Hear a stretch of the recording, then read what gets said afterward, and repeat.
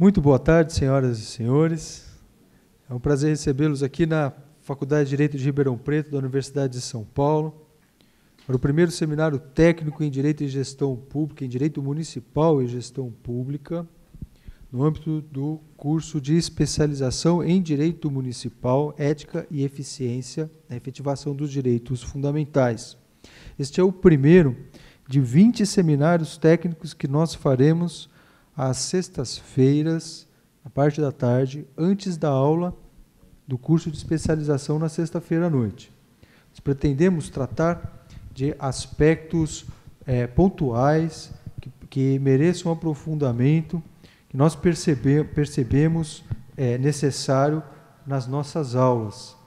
Ele também pretende desenvolver pesquisas e reunir informações para a publicação Curso de Direito Municipal, que será resultante do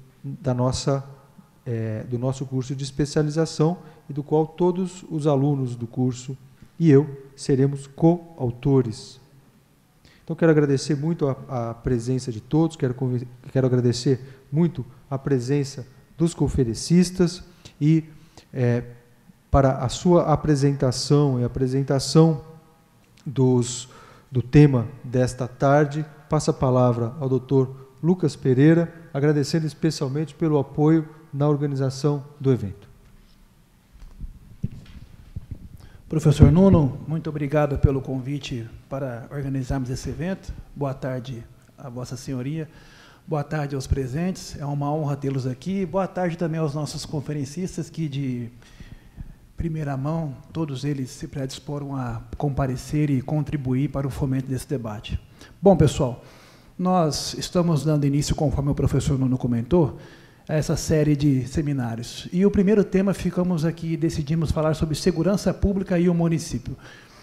Mais precisamente, nós iremos falar sobre as competências legislativas do município no âmbito da segurança pública. E mais precisamente ainda, já aprofundando, nós iremos falar sobre o artigo 144 da Constituição Brasileira. Aqui eu quero apresentar o pessoal. O Maurício Palma é meu amigo, atua junto comigo na Comissão de Direitos Humanos aqui de Ribeirão Preto, da 12ª subseção. Participou conosco este ano da Feira do Livro, ajudou a nos compor uma banca, promovemos uma série de debates lá, foi muito lindo, maravilhoso, agradeço muito por aquele momento.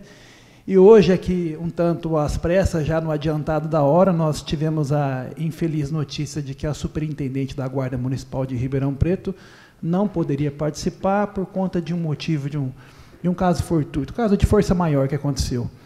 E nós não adentramos ao mérito.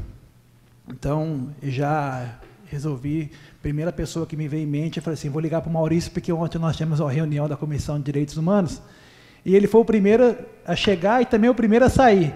Eu falei, deixa ele comigo. Hoje, a hora que precisei, eu falei assim, espera aí que eu vou falar com ele agora. Aí eu procuro no meu telefone, cadê o contato dele? Eu falei assim, não acredito que eu cometi esse pecado da omissão, viu? E o Maurício, ele é mestrado, ele fez mestrado na PUC de São Paulo, doutor pela Universidade de Brasília e também pela Universidade de Bremen, na Alemanha. Ele tem um livro publicado em inglês, Maurício. Depois você pode comentar mais sobre o livro dele. Ele publicou esse livro agora recentemente para a editora. Deixa eu ver se ele mandou aqui. Editora Nomos, é isso mesmo? Nomos. Tá, depois você faça a apresentação do título do livro, por favor. O colega João Pacheco, temos a grata satisfação, a grata honra de termos ele na nossa turma. Ele é vereador aqui na cidade vizinha de Jaú. Ele aceitou também, de primeira mão, a participar do debate. E nós estivemos conversando, dialogando constantemente nos últimos dias sobre o tema da fala dele.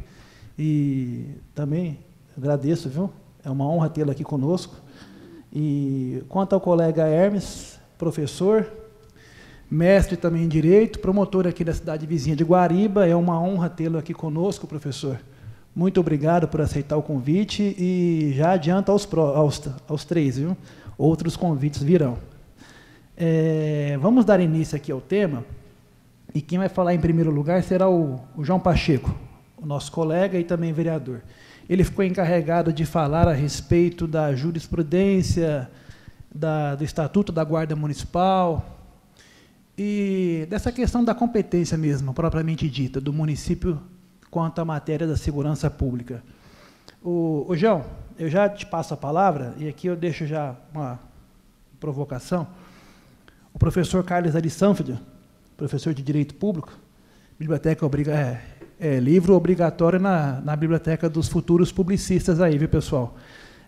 Ele dizia o seguinte: a vida humana é essencialmente uma experiência compartilhada, e eu faço um adendo, é uma experiência coabitada. E os gregos, os mesmos que criaram a polis, a cidade, foram quem criaram a política, né? Em terceiro vem a polícia. Polícia, então, ficou para ti, você falar sobre a questão propriamente dita da competência e da evolução jurisprudencial que nós tivemos aí ao longo do tempo, dos últimos anos. E com a palavra, o colega tem 20 minutos para poder fazer a devida exposição. Muito obrigado, Lucas. Muito boa tarde a todos. Gostaria de cumprimentar todos os membros da mesa, na pessoa do professor Nuno, cumprimentar todos os presentes, essencialmente e sobretudo os nossos colegas de classe. Eu estou longe de ser um conferencista, como falou o Lucas e o professor Nuno, estou aqui representando os alunos, modestamente vou fazer uma explanação. Eu talvez vá quebrar o protocolo e ficar em pé, professor, tem algum problema?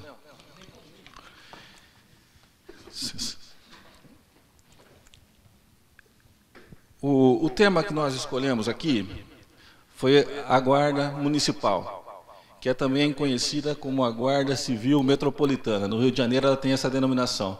Basicamente, é a mesma coisa, só que vamos só analisar um pouco antes. É uma instituição nova? Não, não é. Qual é a predecessora? Qual é o embrião da Guarda Municipal? Quando a família real portuguesa veio para o Brasil, em 1807, 1808, exato, foi criada uma separação da polícia, da parte militar, uma guarda especialmente para a família real e todo o entorno da família real.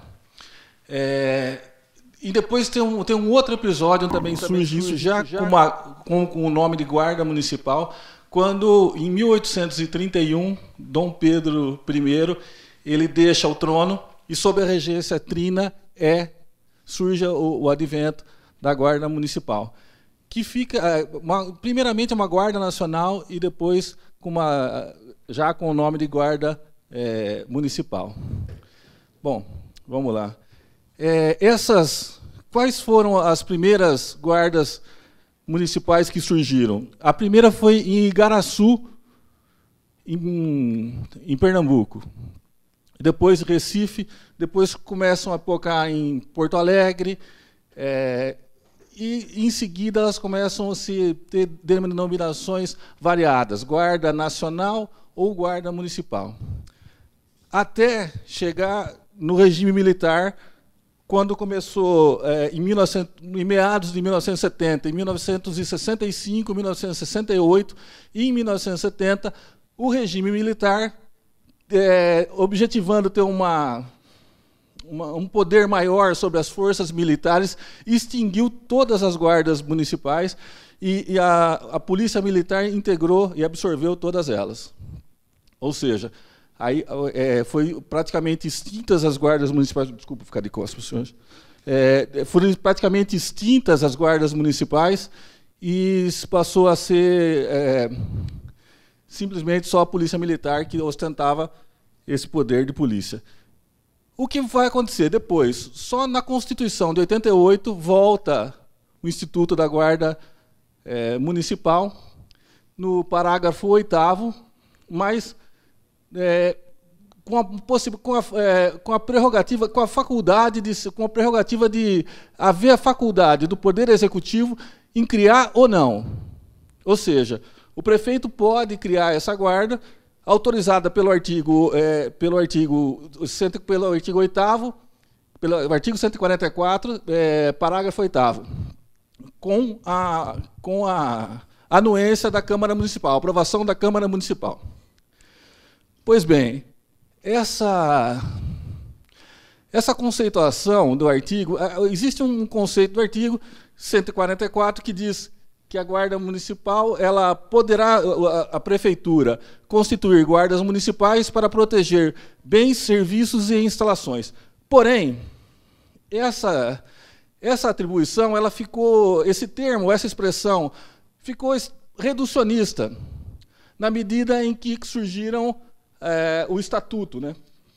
O Estatuto da Guarda Municipal na Segurança Pública. Por quê? Por que eu digo isso? Porque esse estatuto criou 5 princípios e 18 competências específicas.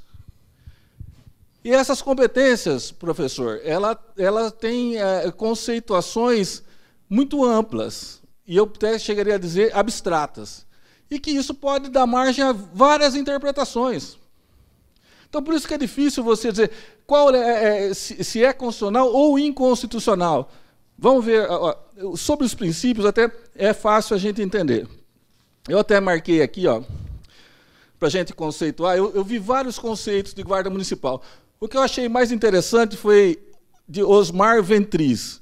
Podemos definir a Guarda Municipal como uma instituição pública municipal uniformizada, hierarquizada, desmilitarizada, armada ou não, de criação constitucionalmente facultativa, por iniciativa exclusiva do Executivo Municipal.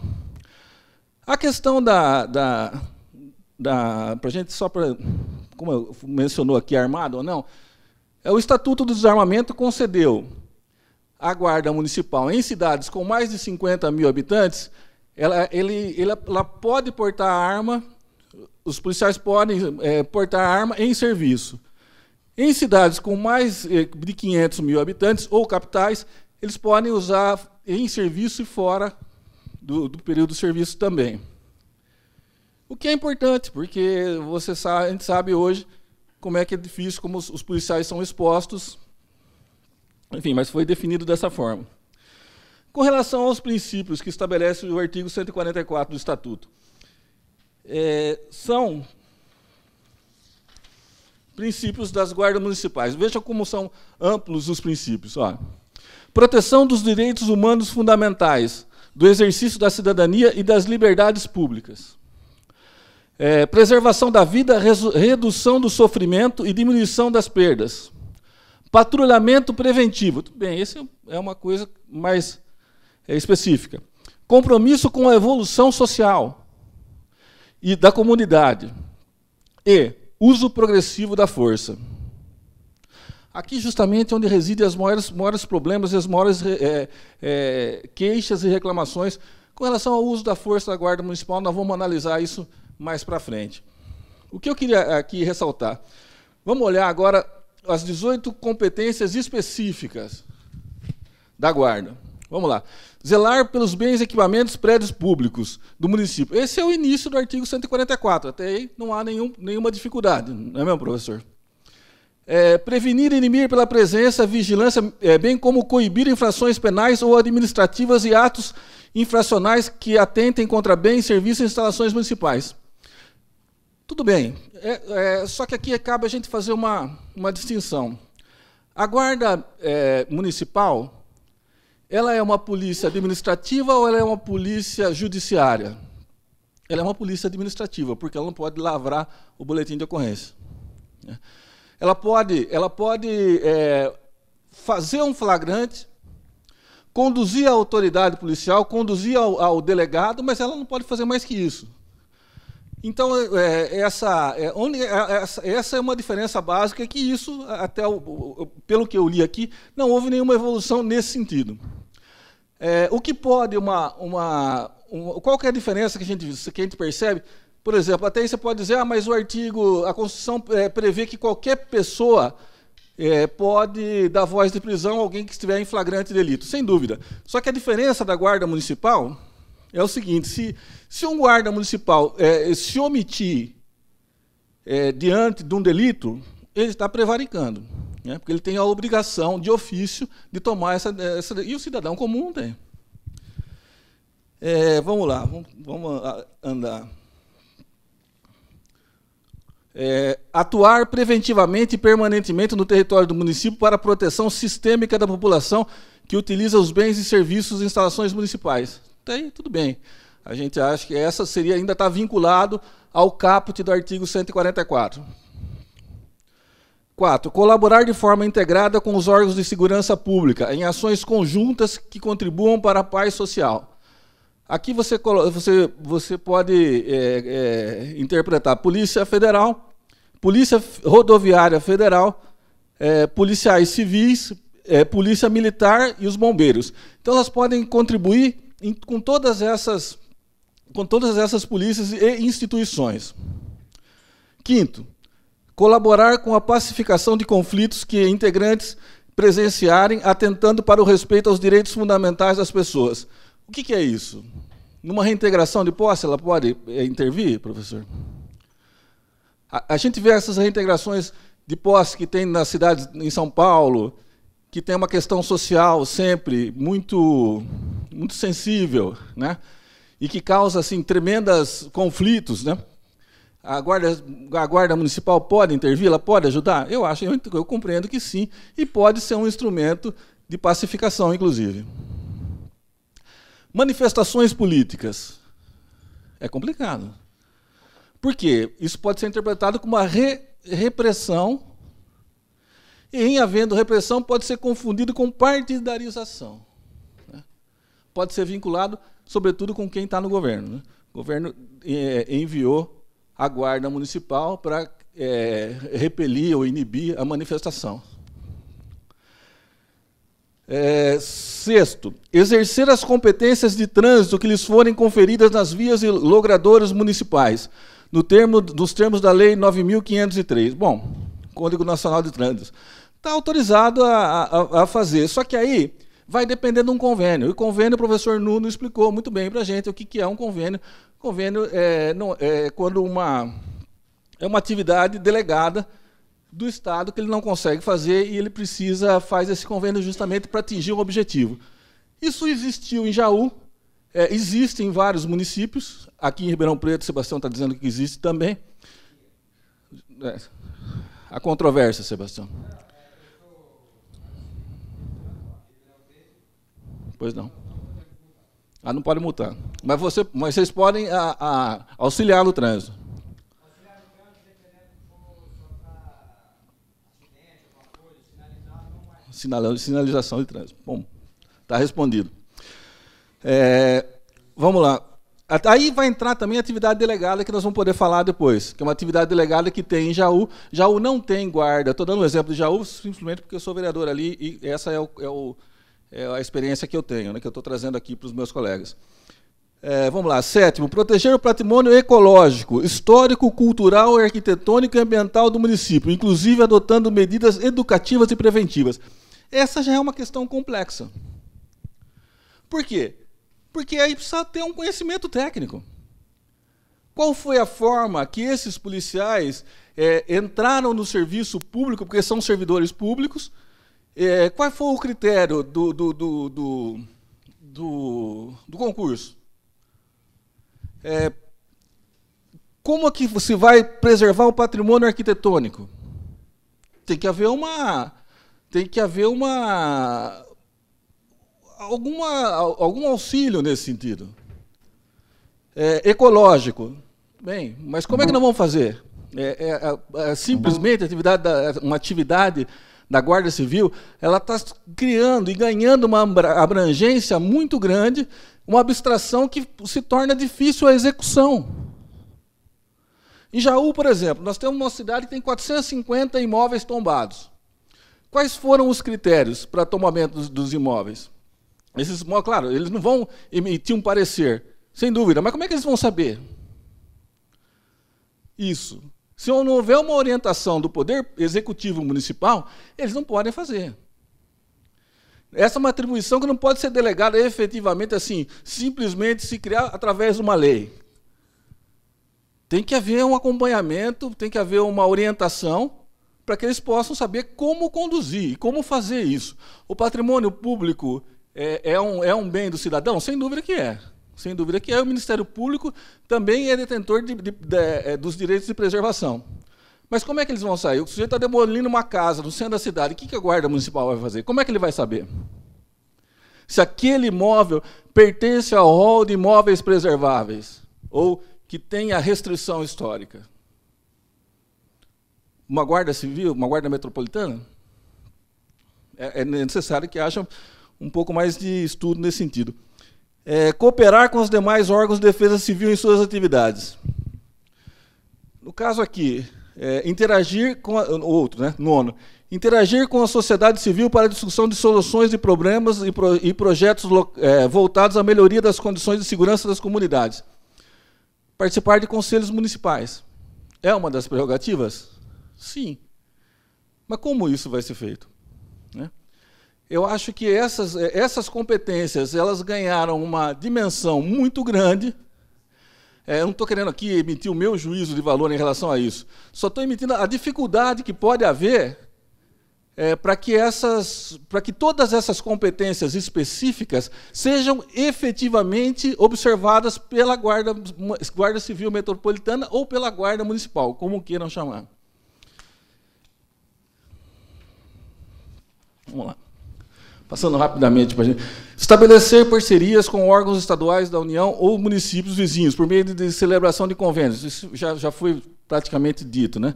Em vista ao desenvolvimento de ações preventivas. Articular-se com os órgãos municipais de políticas sociais, visando a adoção de ações interdisciplinares de segurança no município.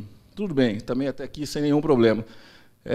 12. Integrar-se com os demais órgãos de poder de polícia administrativa, visando a contribuir para a normatização e a fiscalização de posturas. Quem trabalha em prefeitura aqui sabe o que é postura. Sabe o que é postura, Lucas? Postura é o cidadão que vai fiscalizar alvará, é o cidadão que entra no município ambulante. Saber se o sujeito está dentro da legislação ou não, se ele está cumprindo todos os requisitos que a lei municipal determina. Isso são as posturas. Todo município tem um departamento de postura. É necessário também o treinamento, para que eles saibam quais são as determinações, quais são as exigências do município, para que ele possa cobrar as posturas. Não só ficar dependendo da denúncia, porque isso sempre tem denúncia, né? O município sempre, os cidadãos podem fazer denúncia. Olha, tem um sujeito vendendo aqui com um som altíssimo, está fora dos padrões, né? Eu não consigo, eu estou percebendo que ele está de uma forma avessa ao que, ou pelo menos muito diferente do que os outros praticam. Mas também vai depender do treinamento. Por isso que eu acho difícil. Eu acho que a Guarda Civil está ganhando uma dimensão muito grande, atribuições muito amplas e com dificuldade até para a sua própria efetivação. Né? Atuar mediante ações preventivas na segurança escolar, zelando pelo entorno e participando de ações educativas com o corpo discente e docente das unidades de ensino municipal, e, de forma a colaborar com a implantação de cultura de paz na comunidade social. Isso é fantástico, né? Com certeza, essa seria uma das principais, sobretudo com alunos, né?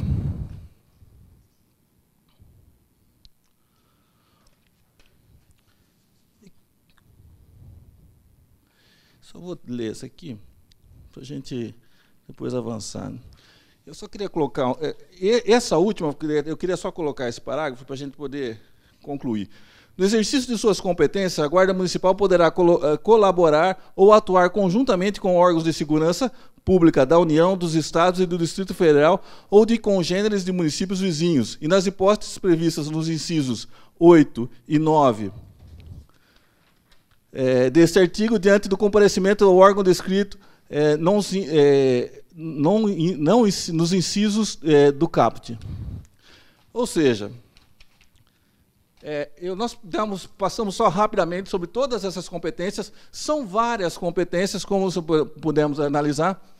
E aqui, eu queria só, para a gente, depois eu vou passar a palavra para outros, eu queria colocar, veja bem, uma pesquisa do BNDES diz que em municípios, a Guarda Municipal está presente em mais de 51,7 municípios do país, acima de 100 mil habitantes. E acima de 100 mil habitantes e até 500 mil habitantes, você está em 80,8% dos municípios. Ou seja, se não tem a Guarda Municipal, você vê que você está fazendo parte da minoria e não da maioria, né? A maioria hoje tem a Guarda Municipal como um instrumento importante na segurança pública.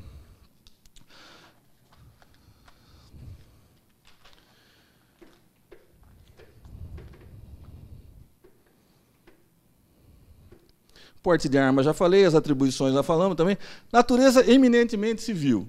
Ou seja, ela vai ter, como nós tivemos uma discussão preliminar antes aqui, vai ser sempre, na maioria das vezes, seletista. Nós tivemos um questionamento que estão querendo transformar em estatutário novamente, só que eu não sei se isso vai ser possível. Pelo menos ela jamais será militar, então não vai poder participar de aposentadorias especiais, como tem os militares. Eu queria também dizer o seguinte, os policiais municipais, eles não têm a prerrogativa de ter uma prisão especial, como tem o Romão Gomes, presídios especiais, no caso de delitos. Como tem um policial militar que vai para um presídio militar e fica lá adstrito àquelas leis, àquelas determinações. Não. Ele tem, sim, uma prisão especial, vai ficar separado, mas em presídios comuns. Não tem essa prerrogativa que tem a polícia militar.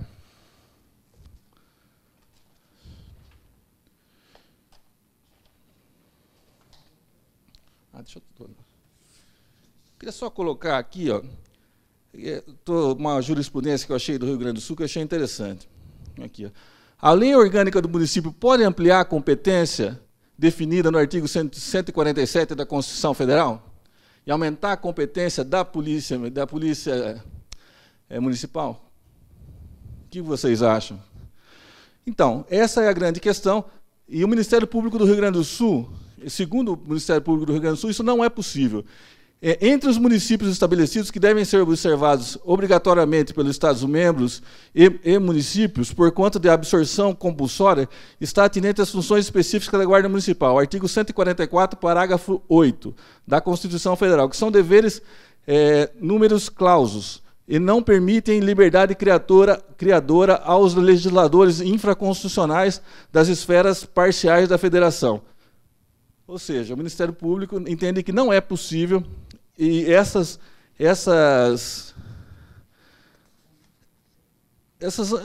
ampliações, no entender do Ministério Público, isso não é possível. Quais são os conflitos agora, depois que nós vamos entender? O que está acontecendo muito? A Guarda Municipal prendendo gente, Guarda Municipal com violência excessiva, né? Eu acho que isso é uma prerrogativa. São os episódios que estão acontecendo que, infelizmente, são distorções da lei. Muito obrigado, senhor. Essas são as considerações que eu queria fazer. Eu, modestamente, agradeço a atenção de todos. Muito obrigado.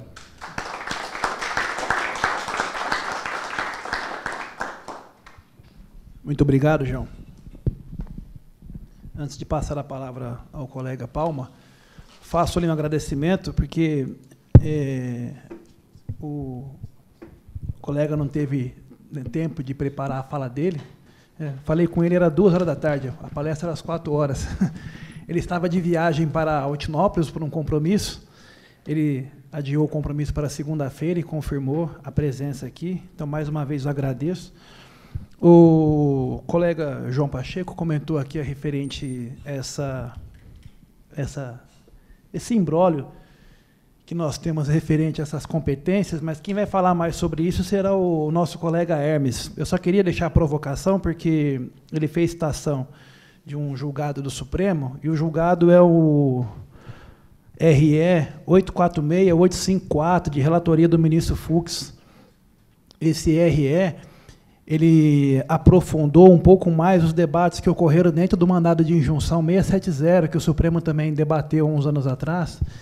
E esse 670 é interessante, que o Supremo disse o seguinte: que aqueles que integram os órgãos da segurança pública não podem fazer greve. Então, seria as polícias. E as polícias estão listadas nos 5 primeiros incisos do artigo 144. E a Guarda Municipal não está lá como órgão. E pouco depois, né, a parte desse julgado, desse que eu citei agora do Supremo Tribunal Federal, 846854, nós também temos um do Tribunal de Justiça de São Paulo, também recente, de relatoria do Marcelo Semer, 10ª Câmara de Direito Público. Quem conhece o Marcelo Semer sabe que ele é um garantista, um jurista muito requisitado, e ele debateu nos autos da apelação civil 0052363, 84 de 2012, essa questão também da competência da Guarda Municipal. Fica a deixa aqui para os colegas depois aprofundarem um pouco mais o debate. Mas, logo mais adiante, será aberta a palavra para todos.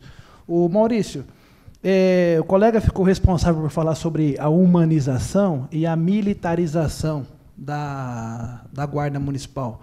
E nós sabemos que esse tema da militarização ou desmilitarização tem sido recorrente na doutrina. E a tendência, pelo menos torço para que seja desmilitarizada. Mas essa é a minha opinião pessoal e ninguém é obrigado a concordar. A gente tem que respeitar o texto constitucional. Deixar claro que acima de nós está a Constituição, e a ela que nós nos submetemos. Então, passando a palavra para o colega, tem um texto que eu trouxe aqui do Miyakoto. Miyakoto é um escritor angolano, que, diga-se de passagem, o nosso professor Nuno também é angolano, viu? E o Miyakoto vai estar na Feira do Livro ano que vem, será homenageado já. Então, eu já estou fazendo uma homenagem já prévia ao Miyakoto, porque ele tem um texto que ele escreveu que se chama Murar o Medo. Esse texto calha-nos com a temática de hoje, que é essa questão dessa militarização constante, esse excesso de vigilância sobre os nossos corpos. E o texto do Miyakoto diz o seguinte: os meus anjos da guarda tinham a ingenuidade de acreditar que eu estaria mais protegido apenas por não me aventurar para além da fronteira da minha língua, da minha cultura, do meu território. O medo foi, afinal, o mestre que mais me fez desaprender. No horizonte, vislumbraram-se mais muros que estradas. Com a palavra, o colega Maurício Palma. Boa tarde a todos, agradeço o convite, cumprimento a plateia aqui, cumprimento a mesa, meus colegas aqui, professor Nuno. Bom, vou dizer que eu não sou doutor por Bremen, viu? Eu fiz meu doutorado de sanduíche lá, e sou doutor pela UNB, pela Universidade de Brasília, onde eu também dei aula, né? Estava dando aula até o semestre passado. O que mais? O livro é... A minha área de estudo foi, durante o doutorado, Segurança Internacional.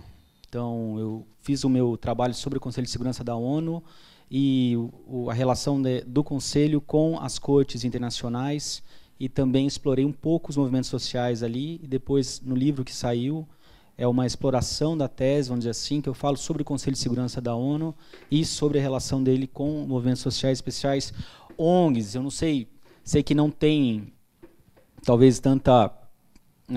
que não é tão o tema aqui do que está sendo tratado, mas eu também tive muito contato com estudos sobre eventos sobre segurança nacional propriamente dita, não é? Em especial quando na Universidade de Brasília começou a se estudar muito a intervenção federal no Rio de Janeiro.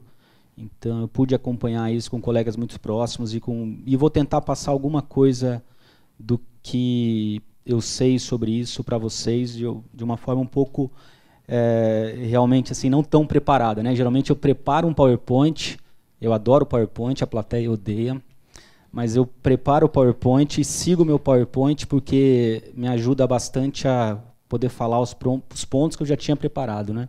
Não deu tempo, não fiz PowerPoint e vou falar sobre direito à cidade, né? Eu acabei de publicar um artigo também em espanhol pela Atelier, ou saiu um livro pela Atelier, uma editora espanhola, sobre securitização dos atos de protesto, né? Sobre o direito à cidade e democracia. Se alguém também tiver interesse, eu passo aí Aí já é um tema um pouco mais afeito aqui ao pessoal que está fazendo o curso de Direito Municipal. Bom, eu vou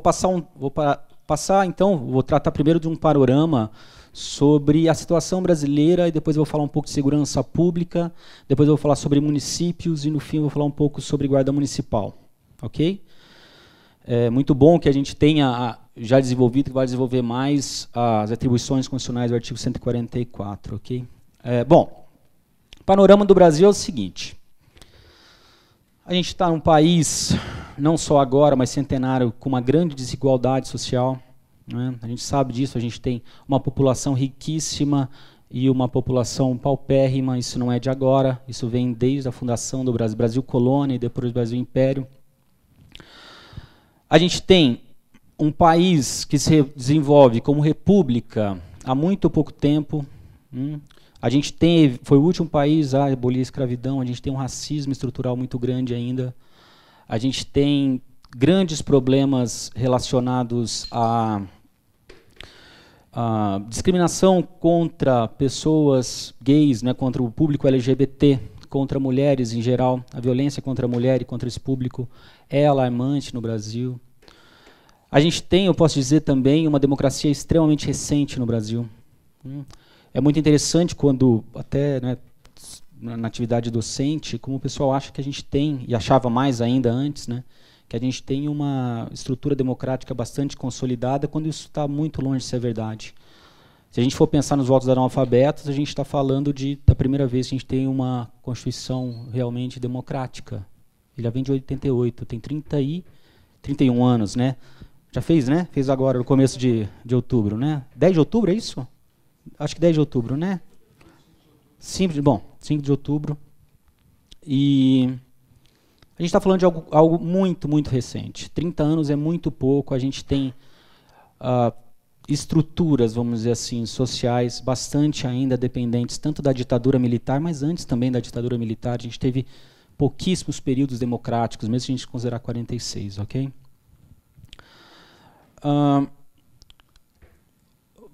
Posso passar aqui rapidamente uma tese dos sobre-incluídos e os sub-incluídos. Né? Sobre-incluídos são aqueles que têm todos os direitos que todos nós temos, mas, paradoxalmente, não precisam do direito para poder tocar a sua vida. O direito não atinge essa população, são os ricos, são as elites. As elites não precisam do direito no Brasil. O direito já vai servir a elite, e ela é quem historicamente corrompe o direito e pode continuar suas práticas de maneira razoavelmente impune, embora a gente tenha exceções, geralmente relacionadas à própria luta entre elites. Não é? Você pune uma elite, mas uma outra elite continua não precisando do direito.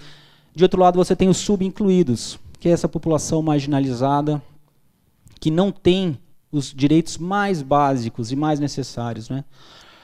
Até agora, na Comissão de Direitos Humanos da OAB aqui, está sendo uma experiência factual, vamos dizer assim, muito interessante. Você vê, digamos, a favela da Locomotiva em Ribeirão Preto, por exemplo, que é uma favela que a população não tem as mínimas necessidades, não é? As mínimas necessidades garantidas pelo Estado, coisas muito básicas, e tem favelas até piores que a favela da Locomotiva, por exemplo. Bom, falta, então, uma realidade constitucional no Brasil. A Constituição não se cumpriu no Brasil, e o Código Civil não se cumpriu no Brasil, o direito tributário não se cumpre no Brasil. Falta uma grande realidade, uma realização das promessas constitucionais. Bom, esse é vamos dizer assim, o panorama. O Estado. A gente vai falar um pouco sobre polícia hoje. Né?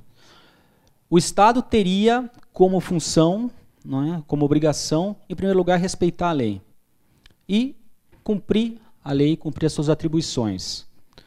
O Estado teria que, por exemplo, cumprir a lei de execução penal. O Estado teria que garantir conquistas básicas aqui do constitucionalismo liberal. Entre essas conquistas básicas do constitucionalismo liberal, eu estou falando aqui a partir da Revolução Francesa, está a segurança pública. A segurança pública é direito fundamental. desde a Constituição Francesa de 1791. Direito fundamental, igualdade, liberdade, fraternidade, tudo bem, são os motes. Mas se você olhar, a segurança pública é garantia liberal clássica. Se você ler Adam Smith, por exemplo, na Origem da Riqueza das Nações, ele vai dizer que é papel do Estado, papel do Estado é não fazer quase nada para Adam Smith.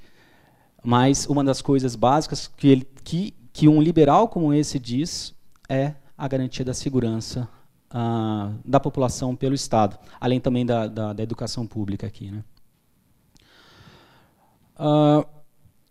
O Estado deveria também garantir, por exemplo, devido ao processo legal, o Estado deveria combater agentes estatais que auxiliam o crime. Os agentes estatais podem auxiliar o crime de muitas formas. Eles podem se corromper e eles podem também atuar criminosamente à margem da lei, né? E ainda assim fortalecer o crime, como, por exemplo, com a realização sistemática no Brasil de execuções extrajudiciais. Não é, infelizmente, nenhuma novidade que eu estou dizendo, né? O policial civil, perdão, as polícias civis e militar no Brasil e as guardas municipais, em geral, ganham muito mal. Têm estruturas muito precárias para que eles possam servir seu trabalho, ou para que eles possam fazer o seu trabalho. Estava dizendo sobre constitucionalismo, a gente tem um grande problema quando a gente fala sobre constitucionalismo, que é a eterna reforma constitucional. Um reformismo constitucional muito grande. Qual que é o problema do Brasil? O problema do Brasil é que a Constituição é longa demais. O problema do Brasil é que a gente precisa fazer uma reforma tributária. O problema do Brasil é que a gente precisa fazer reformas na Constituição. E isso desde 88, desde que a nossa Constituição tem. No caso da segurança pública em especial, me parece que é o contrário.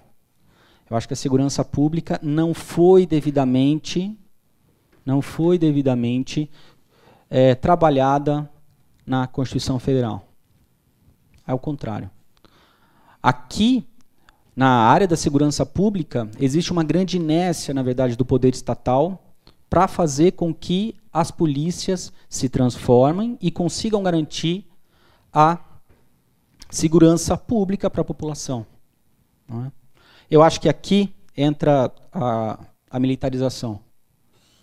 Eu não vou me alongar sobre a militarização, acho que tem pessoas muito mais adequadas para falar sobre isso. Se vocês quiserem uma referência acadêmica aqui, gostando ou não, é Luiz Eduardo Soares. Ele é um acadêmico respeitado da USP, sempre trabalhou sobre segurança pública.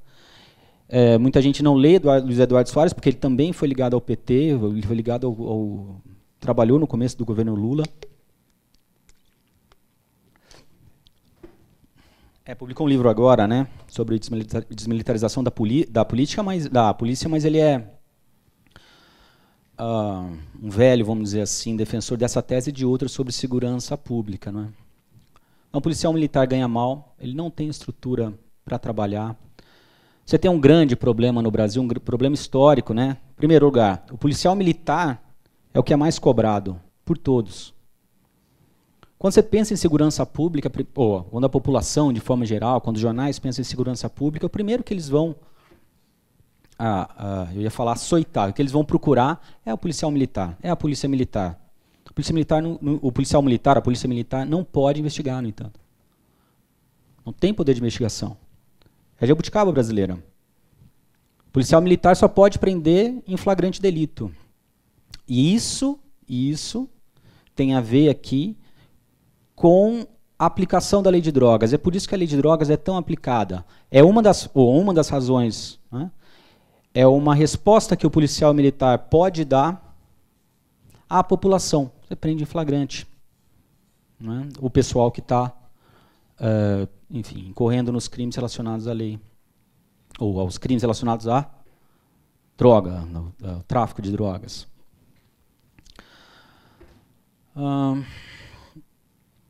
As polícias militar e civil no Brasil, historicamente, também não conversam, tem grandes problemas de colaboração. O que dizer, então, das guardas municipais? Que tem ainda menos estrutura, que os policiais, não, que os guardas municipais recebem ainda pior, tem pouco treinamento e tem pouco contato com as outras polícias. Né? Enfim, é uma agenda de pesquisa aqui. Isso aqui daria não só uma reforma constitucional também, mas uma reforma institucional em vários sentidos, também no sentido político, como também, digamos, um estudo aprofundado, uma tese, um trabalho.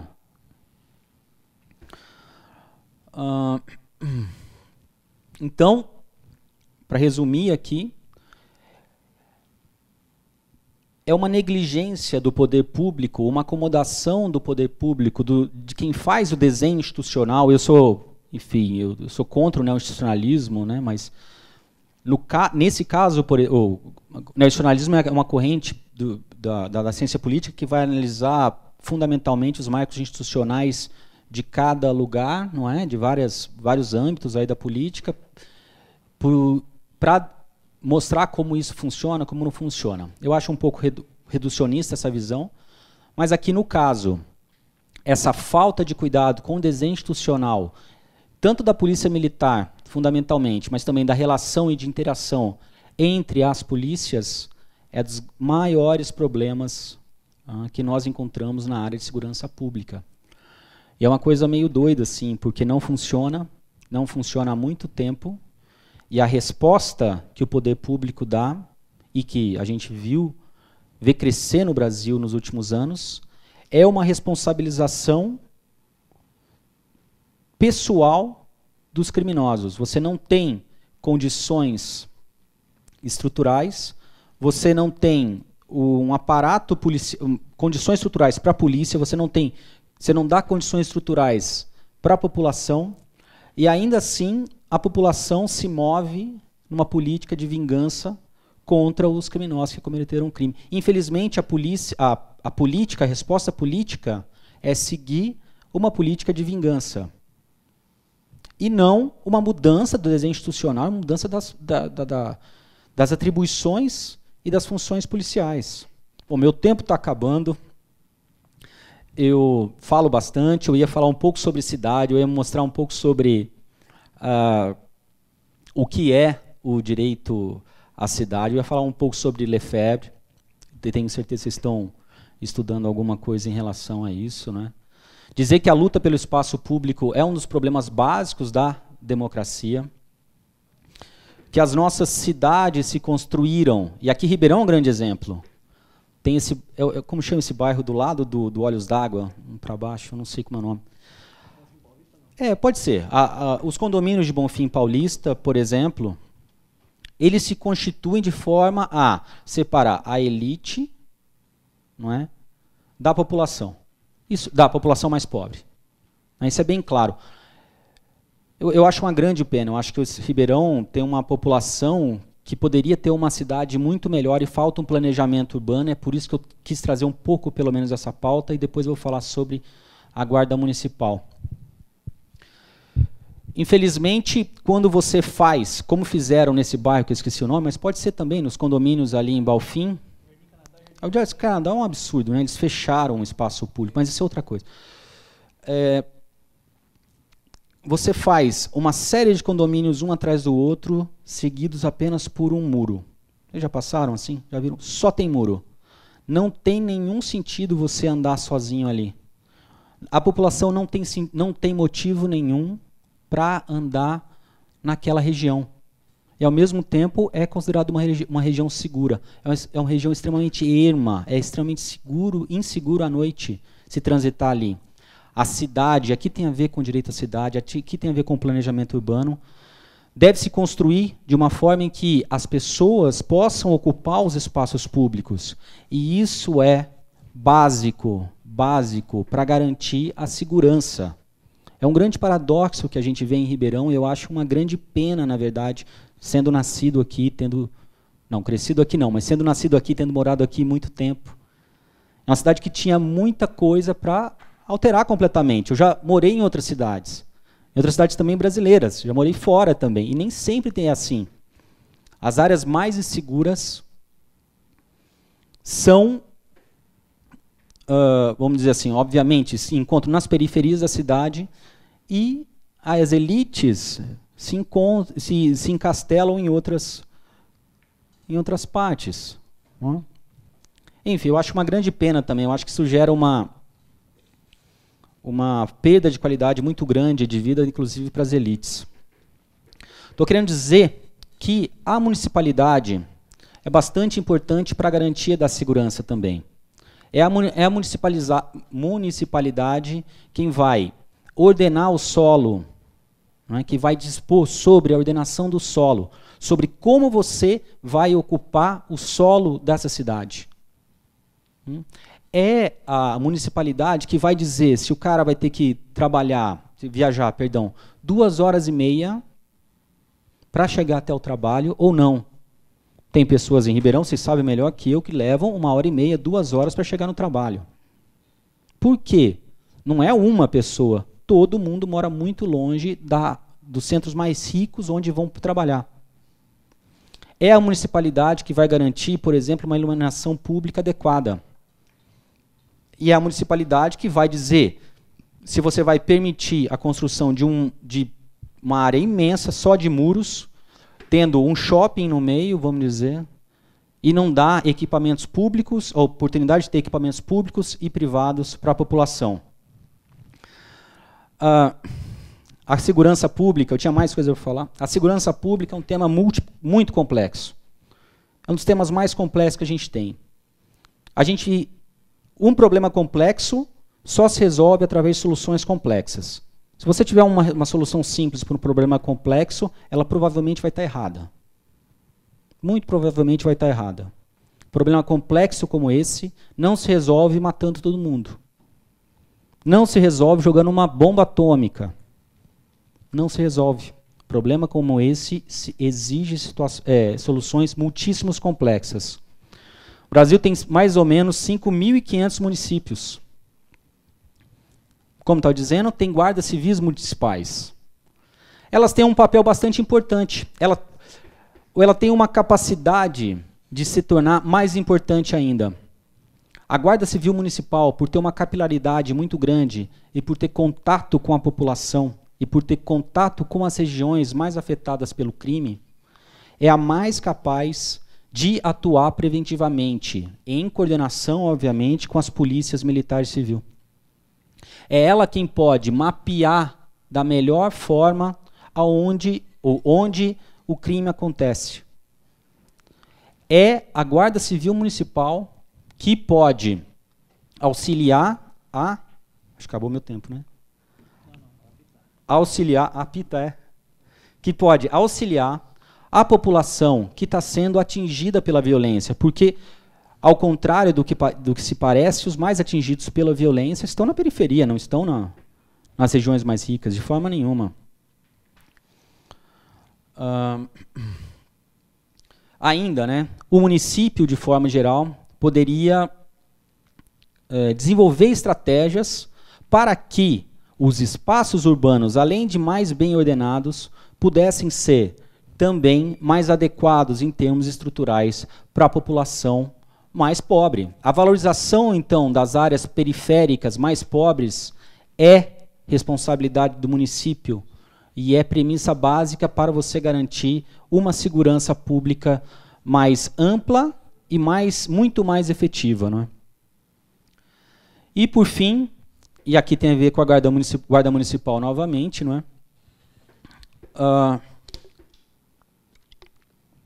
É ela quem pode desenvolver colaboração e mecanismos de colaboração com as outras polícias. Para isso, ela tem que ser muito mais bem remunerada, ela tem que ser muito mais bem treinada. Mas eu acredito que é no município que está a grande sacada do que pode se tornar um projeto de segurança pública melhor para o Brasil. Embora a capacidade de investigação da polícia militar uma investigação mais ampla. A gente está falando no estado de São Paulo, por exemplo, do PCC, estamos falando de uma rede transnacional de criminalidade fortíssima. Embora esse papel não vá deixar de existir, não vai deixar de ser fundamental, e aqui até envolve a Polícia Federal, a Guarda Municipal pode trazer, com essa capilaridade, por fim, respostas mais adequadas e embasar uma política de segurança nacional. Obrigado.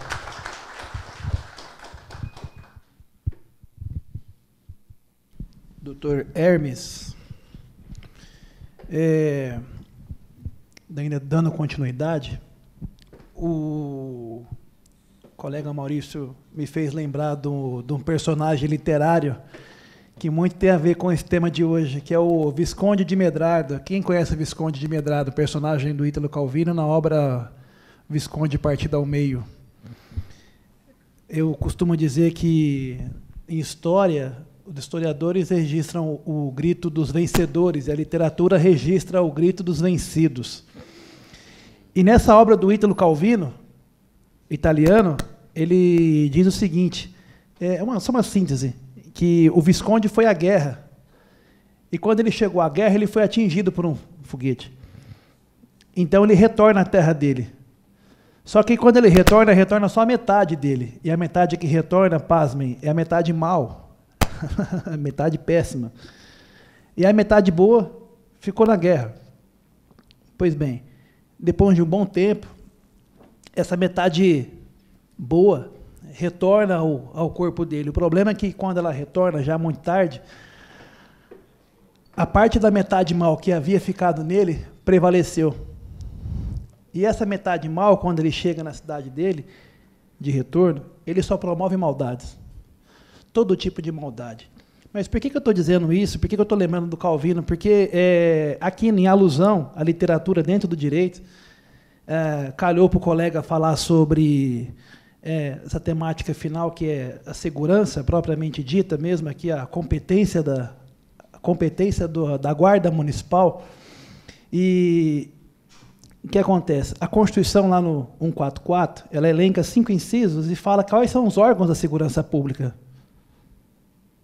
Só que naqueles 5 incisos você não encontra a Guarda Municipal. A Guarda Municipal está no parágrafo 8º. Só que em nenhum momento ela fala que a Guarda Municipal é órgão da segurança pública. Aí nós tivemos a edição da Lei 13.022, que a Dilma editou, que é o Estatuto Nacional da Guarda Municipal, que o nosso colega percussientemente debruçou sobre ele, e aqui nos trouxe uma explanação muito boa, que, para mim, é todo inconstitucional. Porque, por mais que nós queiramos promover um bem, nós queiramos melhorias, não tem respaldo constitucional para isso. Mas é a minha opinião. Então, o Lênin Streck, ele tem reiteradamente dito que o que nós precisamos de um constrangimento epistêmico. Quando ele fala constrangimento epistêmico, ele está se referindo a essa defesa, esse ativismo um tanto revolucionário de defender aquilo que está na Constituição. Então, agora o colega fica com a palavra para poder aprofundar para nós. Nós queremos saber, de fato, aprofundar um pouco mais. Depois de tudo que nos foi dito aqui, agradeço aos dois que falaram antes aqui, o Pacheco e o meu amigo, para que aprofunde esse tema. Nós queremos saber, e aí, é constitucional o Estatuto da Guarda Municipal? É constitucional esses convênios que a Guarda Municipal tem firmado em vários municípios? Com a palavra, o colega pode fazer a exposição. Obrigado. E que situação que você me coloca de responder essa pergunta, né? Eu acho que é uma pergunta até hoje não respondida, mas vamos lá, a gente tenta. Mas antes, gostaria de saudar, então, o professor Nuno pelo convite, né? Muito honrado de estar aqui nesse primeiro, né? Que espero que sejam vários seminários que vão se realizar. Também agradeço ao Lucas, meus colegas aqui de mesa, a todos os presentes aí pela atenção. E aí vou fazer só uma observação para os próximos seminários, né? Eu acho que sempre que tiver um promotor, alguém do Ministério Público, seria interessante não deixar ele falar por último, que pode ser que anulem. Pode ser que anulem aqui todo o seminário depois, e aí vai ser complicado. Então, Deixa o promotor falar primeiro, porque você senta o pau depois, todo mundo critica o que o promotor falou, e aí tá tudo tranquilo. Então melhor. Aí assim a gente preserva, deixa a pessoa... Ótimo, então, ótimo. Mas, brincadeiras à parte, a parte que me coube aqui falar, dizia a princípio até da Polícia Militar e o alargamento das competências das guardas civis metropolitanas. Tive um cuidado, assim, de inclusive conversar com um tenente da minha cidade. Eu trabalho numa cidade pequena que se chama Guariba, aqui próximo a Ribeirão Preto, e para conversar com ele a respeito, assim, se há uma posição institucional, qual a opinião dele sobre o assunto. Nessa cidade em que eu trabalho ainda não existe guarda municipal, mas o prefeito já levantou essa ideia, essa bandeira, e nós chegamos a discutir levemente. Sobre isso eu vou poder discorrer aqui durante a minha fala, que será muito breve. Mas em termos de introdução, né, os meus colegas aqui já salientaram bastante, não tem muito mais a acrescentar em termos de um retrospecto histórico, né, as origens, né, dessa guarda municipal. Mas, do ponto de vista da pergunta que me foi feita, se há constitucionalidade em incluir a Guarda Civil Municipal entre os órgãos de segurança pública nessas atribuições, há uma colocação que é importante se fazer. De a gente sempre se lembrar que, quando nós estamos falando de segurança pública, nós estamos falando de um direito que está estabelecido como direito individual básico, no artigo 5º da Constituição, a segurança está ali, mas também é um direito social básico que está lá no artigo 7º da mesma Constituição. E esse tem que ser o nosso ponto de partida da compreensão do problema. Além disso, além de estar estabelecido ali como direito individual e social básico de todos os cidadãos, o artigo 144, em seu caput, estabelece que a segurança é uma responsabilidade de todos, inclusive de todos os entes públicos.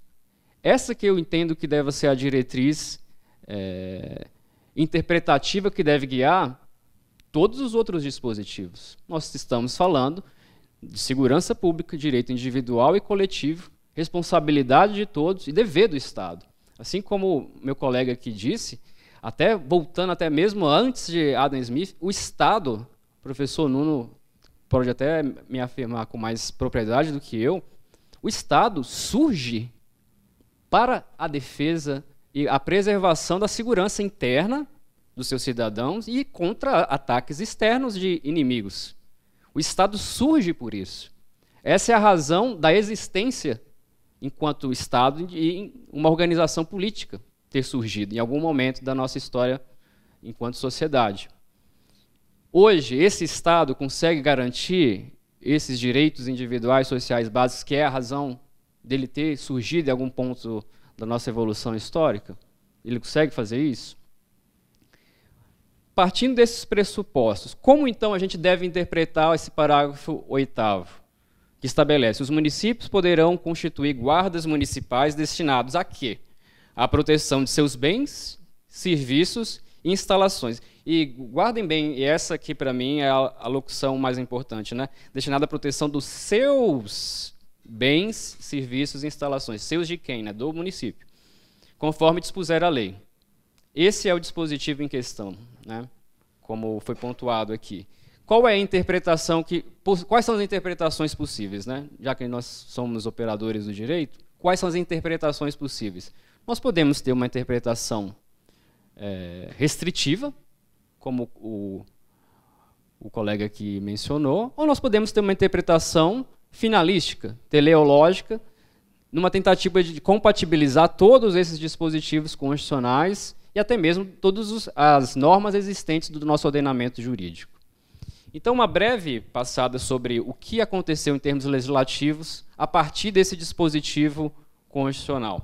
Já foi dito aqui, o Estatuto Geral, a Lei 13.022 de 2014, estabeleceu, sim, algumas atribuições mais pacíficas e outras mais discutíveis, como o próprio colega pontuou aqui, estabeleceu ali as atribuições da Guarda Civil Municipal. Mas um dispositivo que não foi mencionado, uma lei que não foi mencionada aqui, que é importante, inclusive, nós passarmos a estudar com mais atenção, é a própria lei que criou o Sistema Único de Segurança Pública, que já está em vigor. E lá ele, de forma bem literal, coloca as guardas municipais como órgãos de segurança pública, que vão atuar também em coordenação com os demais, né? Então, além do Estatuto, nós temos um outro dispositivo também que merece a nossa reflexão aqui hoje, e coloca a Guarda Civil, a Guarda Municipal, entre esses órgãos de segurança pública. E, além dessas duas leis, que são importantes aqui, o que motivou, então, os municípios cada vez mais a aderirem a essa proposta, essa possibilidade constitucional, que hoje se alastrou e cada vez mais os municípios hoje demandam e querem, como o meu prefeito lá está querendo também uma Guarda Civil Municipal. Por quê? Afinal de contas, os municípios estariam demandando uma solução tão polêmica, né, e ainda não, como eu posso dizer, uma posição que ainda não foi pacificada, porque hoje, no Brasil, infelizmente, enquanto o Supremo não disser quais são as atribuições da Guarda Municipal, nós não vamos saber exatamente o que é, por mais leis que nós tenhamos, né? Nós vivemos nessa situação, então nós vamos ter que aguardar. Mas, só para outras estatísticas interessantes, para você ver como que essa expansão se concretiza, inclusive aqui no estado de São Paulo. No estado de São Paulo, vocês sabem quantos municípios já tem, em termos de percentuais, já tem uma Guarda Civil Municipal? Dados de 2006, 30% dos municípios de São Paulo já contam com Guarda Civil Municipal. No Brasil, se você fizer um recorte só com municípios com mais de 500 mil habitantes, chega a 72%. Então vocês veem que, principalmente cidades grandes, isso já é uma realidade até estabelecida já há algum tempo. A novidade é os municípios pequenos começarem a querer implementar também guardas municipais. E aí que surge o problema lá do meu tenente e do meu prefeito. Porque ali, na cidade pequena, é que é um pouco mais problemática a atuação de um guarda civil municipal, e aqui eu trago também, o Estatuto do Desarmamento estabeleceu, né, um limite ali para os municípios que teriam o direito dos agentes a terem porte de arma no serviço e fora do serviço. Mas houve uma ADI em que foi discutido, e o Supremo deu uma liminar ali para garantir, estender a todos os agentes o porte de arma. Então, hoje, mesmo lá na minha cidade, que tem cerca de 30 mil habitantes, qualquer guarda municipal ali, eventualmente, vai ter o direito a um porte de armas, por conta dessa liminar, que ainda não foi analisado o mérito do Supremo. E isso é um pouco problemático, e aí a parte da Polícia Militar, apesar de não ter uma posição institucional contra, ela demonstra uma preocupação, porque, afinal de contas, são mais pessoas com um porte de arma no município pequeno e que, às vezes, né, não contam com um treinamento adequado. Então, essa é a maior ressalva da Polícia Militar em relação à criação da Guarda Civil, a questão do treinamento e manuseio de arma e de ter mais pessoas ali armadas na própria cidade. Mas o município quer, normalmente, a Guarda Municipal, por quê? Vamos lá, então, situações práticas, né? O que acontece no município pequeno? Acontece o seguinte, existem 3, 4 viaturas da Polícia Militar e cerca de 10 policiais militares. Esses policiais militares são convocados para fazer todos os tipos de serviço que você imaginar. Por exemplo, ronda escolar. Está tendo muito assédio, tráfico de drogas nas portas das escolas, e precisaria ter um policial militar passando ali na escola só para dissuadir a ocorrência desse tráfico. E não tem viatura para isso. O Conselho Tutelar precisa entrar num bairro mais perigoso para poder buscar uma criança que está em situação de risco. Precisa colocar uma viatura da Polícia Militar lá para dar o apoio para o Conselho Tutelar. E aí, ao mesmo tempo, está acontecendo um roubo na cidade, está entrando um carro que foi roubado, e são 4, 3 viaturas, uma está funcionando, outra não está, e eles não dão conta. Fora que eles têm que ficar se deslocando com preso, a questão das escoltas. Então, a Polícia Militar dá conta de todos esses serviços. Por que os municípios querem, então? A presença do guarda municipal conseguiria dar conta desses problemas, que não são, a rigor, típicos da Polícia Militar. Conseguiria, por exemplo, fazer uma ronda escolar de forma apropriada, conseguiria auxiliar o Conselho Tutelar em suas diligências, e conseguiria liberar a Polícia Militar para fazer outras coisas, que são, de fato, atribuições como a polícia ostensiva, né, a polícia preventiva e repressiva nas ruas, a função específica da Polícia Militar. Então, a rigor, desde que obedecidas essa repartição de atribuição, essa repartição, eu, pessoalmente, não vejo obstáculo nenhum e não vejo com maus olhos a iniciativa mesmo de pequenos municípios de colocar e estabelecer a sua Guarda Civil Municipal. Desde que, óbvio, essas pessoas sejam devidamente capacitadas.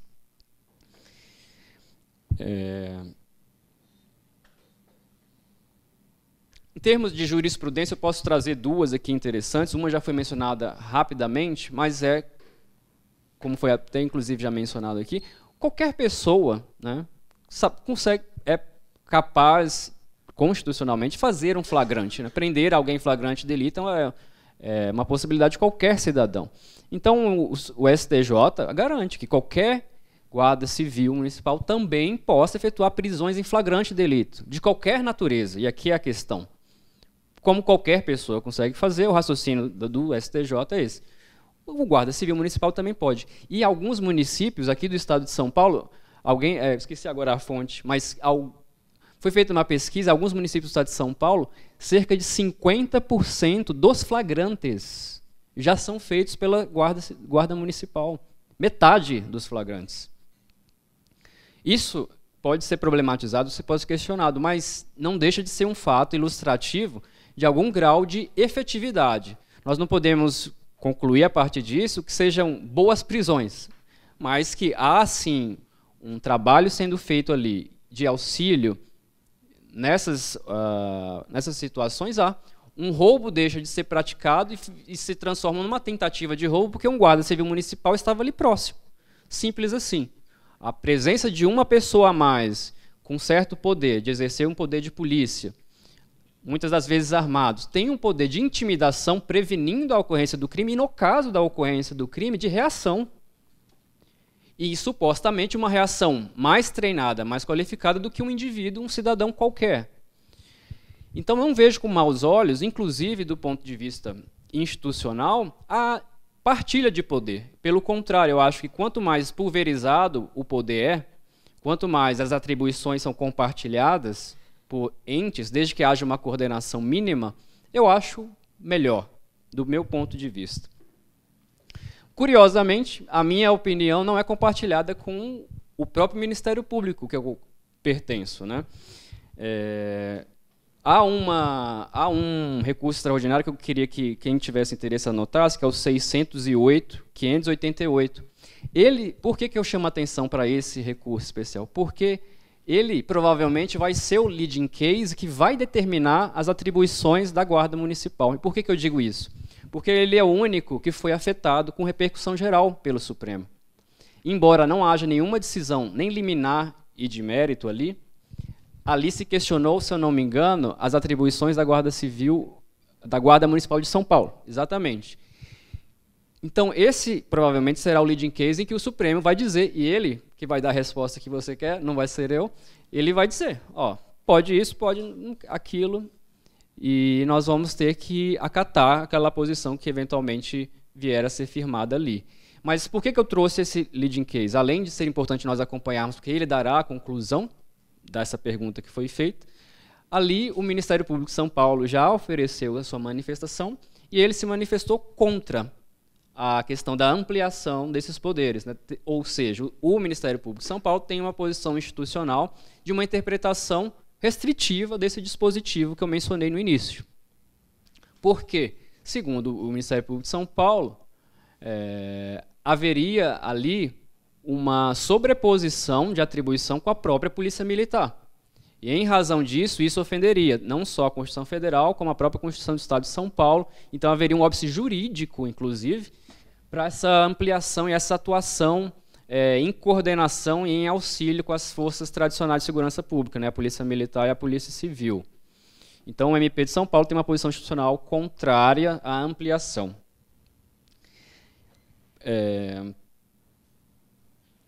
Como eu disse e sustentei, então, a minha visão é um pouco diferente, e aqui eu digo mais, eu fico sempre nessa posição ambivalente, né, que ao mesmo tempo que eu me considero um acadêmico em início de carreira, ser mestrado, algumas aulas aqui numa pós, né, eu também pertenço a uma instituição, então eu fico sempre dividido, né, mas a minha opinião, de fato, é essa, que a interpretação que poderia ser prevalecer é uma interpretação teleológica, finalística desses dispositivos, que daria, sim, uma margem a uma atuação da Guarda Municipal, não como uma polícia municipal, né? Porque existem pessoas que defendem que o caminho talvez fosse esse, que a Guarda Municipal em algum momento se transformasse, inclusive, numa polícia municipal, como muitos países têm, né? Que não haveria problema nenhum, é uma situação existente em vários países, não haveria problema, nós poderíamos ter uma polícia municipal. Eu acho que não se chega a esse ponto, mas sim, e eu acho que é possível uma interpretação finalística que possibilitasse uma atuação coordenada com as outras forças de segurança, e eu trouxe alguns problemas que ilustraram, né, essa possibilidade, a conveniência dessa solução. E, para concluir, eu tenho sempre um argumento que é o seguinte: muitas das vezes, é que nós somos acadêmicos, estamos no ambiente acadêmico, nós tendemos, né, a dar um peso e um valor muito substancial, e deve ser assim, a questão teórica. Mas, no ponto de vista, quando você sai daqui da academia, né, e aí você, como ele deve presenciar muito bem, você coloca uma pessoa ali na cadeira do executivo, que ele vai lidar com o problema, e ele tem que decidir qual é a solução que ele vai implementar, sob pena, inclusive, dos outros órgãos irem responsabilizá-lo. Espera aí, tem um problema na sociedade, você não faz nada? E ele vai lá, ele tem que agir, ele tem que atuar e tomar alguma providência. Ele, às vezes, se ele está ali num dilema que não é de cunho teórico, é um dilema de cunho prático. E aí essa pessoa ele vai ter que decidir entre uma solução e outra. O limite dessa atuação dele, evidentemente, será a Constituição Federal.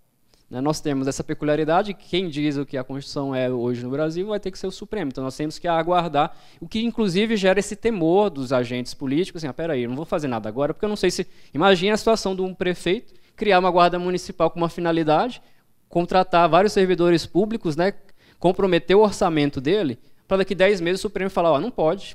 Você queria que ele ficasse aí andando e preservando a segurança da cidade, mas não pode, só vai cuidar da escola.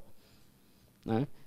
Imagina um prefeito numa situação. Então, infelizmente, a insegurança jurídica no país, às vezes, leva a esse tipo de situação. Mas eu acredito que, uma vez delimitado ali as atribuições e respeitando a Constituição, o que muitas das vezes valida uma interpretação ou outra, né, que pode ser desenhada, é a sua efetividade ou não na prática. Eu nunca descuido dessa parte da prática. E o que se tem verificado, apesar de problemas pontuais, e se vê notícias, efetivamente, né, de abusos de guarda, de utilização de armas, né, situação, às vezes, de conflito, falta de preparo de treino, mas existe e tem funcionado razoavelmente bem, como quase tudo no Brasil, um trabalho minimamente coordenado de atuação na segurança pública, amparado em leis e em uma interpretação, a princípio, válida da Constituição Federal. Porque até o Supremo não dizer que é inconstitucional, qual que é a presunção? Então nós estamos numa situação assim. Essa é a minha visão, essa é a minha opinião hoje, e enquanto o Supremo não se manifesta, eu acho que o caminho é buscar cada vez mais uma melhor capacitação, uma análise ponderada de quais serão os poderes, como isso será feito, mas, a rigor, eu não vejo um obstáculo intransponível hoje, né, para a criação e aparelhamento dessas instituições. Mas, no futuro, o Supremo dirá, vamos ver lá o que eles dirão. Né? Muito obrigado.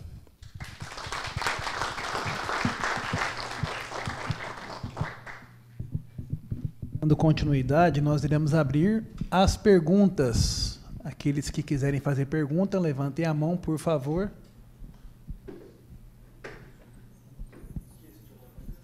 Na verdade, eu queria fazer uma colocação. Então, só um instante, é que nós estamos gravando, então nós vamos levar o microfone aí, por favor.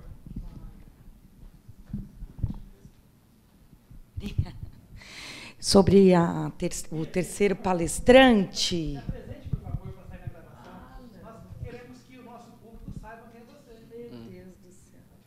Eu sou a Beatriz, eu sou estudante da Faculdade de Direito. Na verdade, eu trabalho também com consultoria em gestão pública, e eu achei interessante a fala que você fez sobre o Sistema Único de Segurança Pública, né? Ele vem numa lógica constitucional que imita o SUS, o Sistema Único de Assistência Social, imita o SUAS, e ele propôs, agora em junho de 2018, uma cópia do Pacto de Aprimoramento entre os entes federados, né?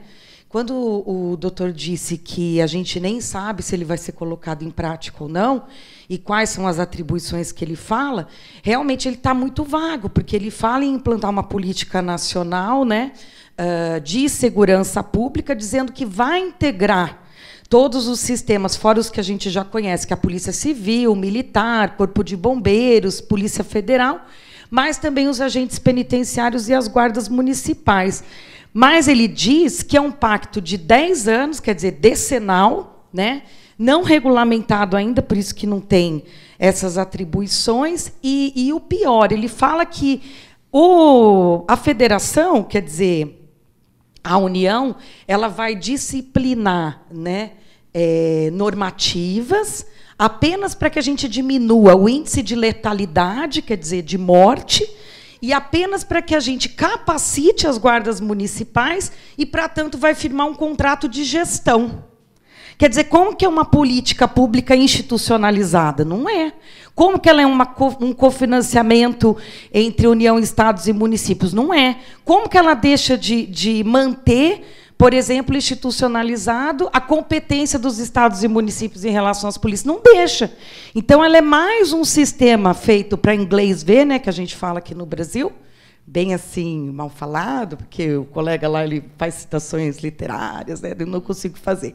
Mas, assim, querendo dizer para vocês que é ridículo, né? Foi uma coisa criada no meio do ano passado. Eu, por exemplo, quando eu explano sobre a política do SUAS, também tem quase 30 anos, né, entre a Lei Orgânica de Assistência Social e a primeira Política Nacional de Assistência Institucionalizada demorou 11 anos. Né? Daqui para frente, 9, quer dizer, ele quer escrever algo decenal, em 10 anos não vai ter as atribuições. Né? E ainda firmar por um contrato de gestão, quer dizer, já fere o próprio ordenamento da hierarquia da norma. Se ele está criando como norma, por que eu vou firmar um contrato de bilateralidade entre os entes? Deveria ser um convênio, não um contrato de gestão. Não é verdade? Eu acho que até a instrumentabilidade que foi colocada nessa lei está errada. Então, só para fomentar a discussão, não é uma pergunta.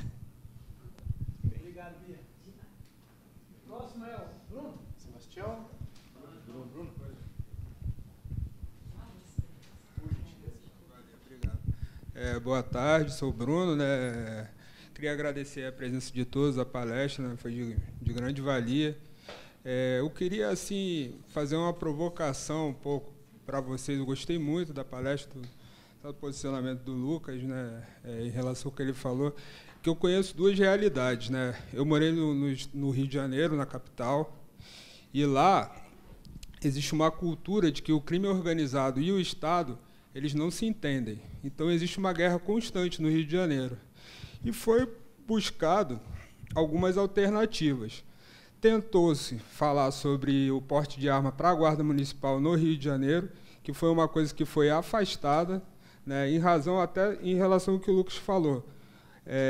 Existiu um programa que o Sérgio Beltrame, o secretário de Segurança Pública, tentou implementar, que são as UPPs, que elas eram a entrada da polícia para não só entrar com policiamento ostensivo, mas ter uma integração junto com a comunidade, né, que é essa capilaridade que você estava falando.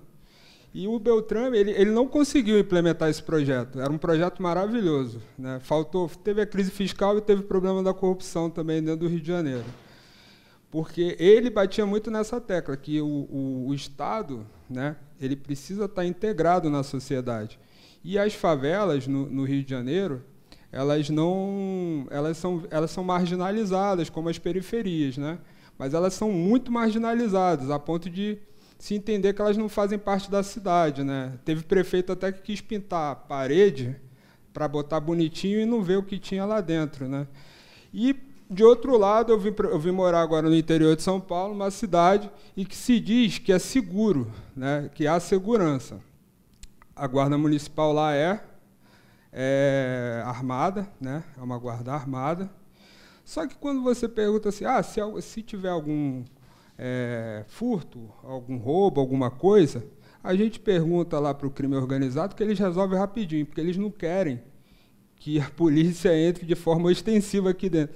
Então, é a guarda municipal que está proporcionando a segurança pública, de verdade, efetivamente, a guarda municipal armada, no caso, que eu quero dizer, né? O armamento da guarda municipal, que de fato está proporcionando, aí a minha provocação é em relação a isso. Será que o armamento da guarda municipal ele produz a segurança pública?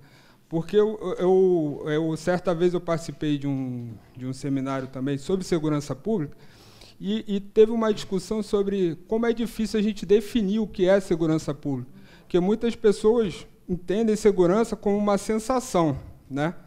E aí a pessoa até fez uma brincadeira. Se a gente falar que tem um homem-bomba aqui entre nós, a gente vai ter segurança?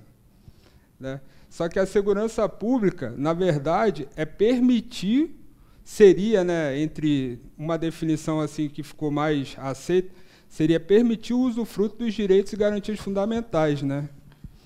E aí essa é a minha provocação. Será que uma guarda municipal armada está permitindo esse livre usufruto? Ou será que o caminho seria essa capilarização, um trabalho preventivo, uma integração com a comunidade, das guardas municipais, deixar lá que a nossa Constituição seja cumprida, que os órgãos de segurança pública, as polícias cumpram, e a Guarda Municipal venha com uma outra forma de atuar, né, através dessa capilarização? Fica essa provocação para a mesa, mas eu queria que o Lucas pudesse responder alguma coisa também. Não sei se eu me fiz entender, né? Obrigado. Hein? Eu também, Maurício. Desculpa, é Maurício. Desculpa, Maurício, desculpa. Mais alguém? Não é bem uma pergunta também, é mais para... É uma dúvida mesmo, é pergunta, sim. Eu lembro que, em 2014,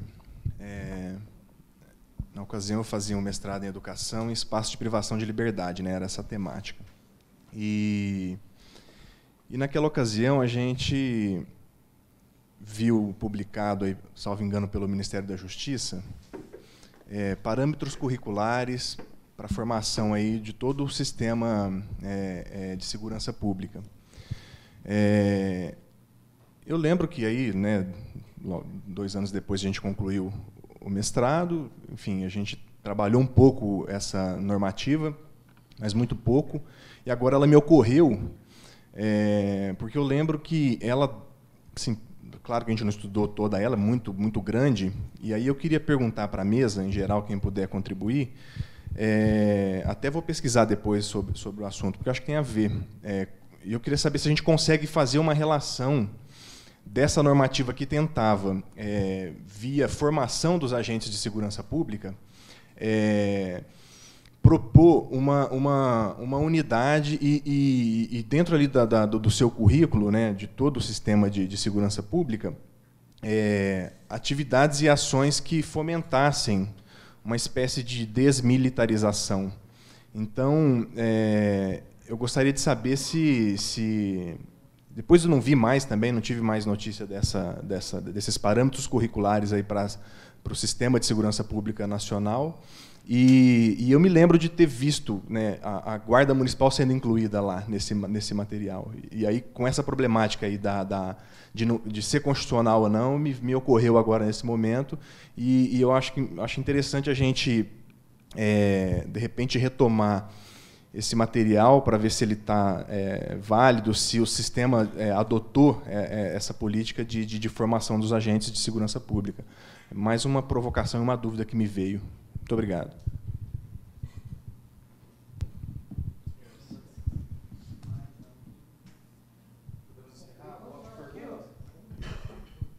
Pode falar primeiro, acho que ele direcionou.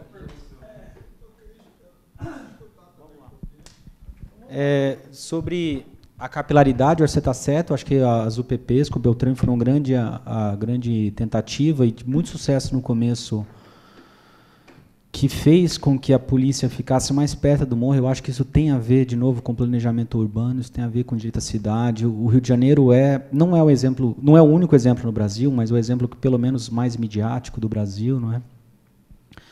Tem a ver com os pobres, né, a periferia em geral, ter ocupado os morros e terras que não poderiam ter sido ocupadas e nunca terem sido consideradas cidades, né? Enfim, você tem se tiver interesse, a tese do Boaventura Souza Santos é sobre isso, né? Ele chama Passaga da Rocinha e vai mostrando como que foi a evolução aí dos habitantes da Rocinha da época para conquistar direitos básicos sobre a cidade, tá? Só da UPP rapidinho, que tem uma coisa muito interessante. Por que deu certo no começo e depois não deu certo mais? Tem a ver com o que a gente estava falando aqui. A UPP no começo tinha infraestrutura, e isso aqui algo está sendo discutido ainda, mas o pessoal que entrava era todo pessoal novo, né? Não eram os agentes, eram todos os, como chamam? Os recém-vindos da academia, como tem o nome? Me fugiu o nome aqui. E eles ainda não estavam, vamos dizer assim, contaminados, entre aspas, pela política, infelizmente, muito comum de corrupção também das forças militares no Rio de Janeiro. E com o passar do tempo, eles foram se corrompendo. É uma das explicações, não estou falando que é certo ou errado, estou falando o que eu já ouvi, de especialistas, né? Também não é que eu li, não. Mas uma das explicações é essa, que eles foram se corrompendo aos poucos. Segundo, falta de estrutura. No começo, as UPPs funcionavam. Você tem algumas das UPPs têm... os ambientes são latas, sim, não é? Como fala isso? São congelados latas. E tinha ar-condicionado, containers, e tinha ar-condicionado, por exemplo, para garantir o mínimo de usabilidade ali do espaço, tanto para os policiais quanto para a população. Só que, obviamente, as contas, os ares quebraram, não teve manutenção, você teve uma falta de estrutura muito grande para que o trabalho fosse continuado, e, infelizmente, as UPPs duraram muito pouco. Isso tem a ver também e aqui a segunda pergunta, mas eu acho que tem a ver, que é o problema da polícia militar, né? Eu não queria falar tanto disso, mas que é a militarização ou a não militarização da polícia militar. Ou seja, você tem uma hierarquia militar, não é? E, portanto, você tem uma lógica militar, e o militar, eu acho que talvez seja a instituição mais importante de qualquer país, mas ele tem uma visão diferente de segurança pública que é baseada nos militares, que é baseada em guerra, em amigo e inimigo. Além disso, essa militarização faz com que os policiais não possam reivindicar condições melhores. Por quê? Porque o código que eles estão sujeitos, as penalidades que eles estão sujeitos são seríssimas, eles não podem quebrar a hierarquia. E, por fim, essa hierarquização e essa centralização que é feita por causa, ou que tem a ver com a militarização das polícias, ou da polícia, faz com que o policial, na ponta, tenha muito pouca autoridade. Então, aqui eu concordo inteiramente com o colega, eu acho que uma das grandes soluções que passa a segurança pública no Brasil é dar mais autoridade ao policial na ponta, é o policial que age, ser bem treinado, tem estrutura, para que ele possa, de alguma forma, ajudar na segurança ali, ter mais independência dessa rígida, ultra rígida composição militar. Isso tem a ver com o que eu estava dizendo, né? Não se pensa em mudar isso, porque não está dando certo e faz muito tempo que é assim. Então, nesse caso, eu acho que a gente tem um mudancismo institucional meio bobo, às vezes, né, que não vai mudar a realidade, mas eu acho que no caso da segurança pública em geral, a gente está precisando de renovação institucional urgente. Um minuto só, doutor. Eu só queria fazer uma colocação do que o Bruno falou. Esse fenômeno que o chefe do tráfico ele acaba sendo uma autoridade no morro, sobretudo nas cidades grandes, ou morro do Rio de Janeiro, esse é um fenômeno que não é novo. Porque se você pegar uma música do Jorge Benjor, que chama Charles Anjo 45, ela retrata exatamente essa situação. Né? Que ele diz aqui, ó, Charles Anjo 45, protetor dos fracos e oprimidos, Robin Hood dos morros, rei da malandragem, um homem de verdade com muita coragem. Ele fala, só porque Charles foi tirar férias forçadas numa colônia penal. Ou seja, o chefe que tinha lá, que havia até um entorno sobre ele, quando ele é preso, acaba até a ordenação da bandidagem e social dentro do morro.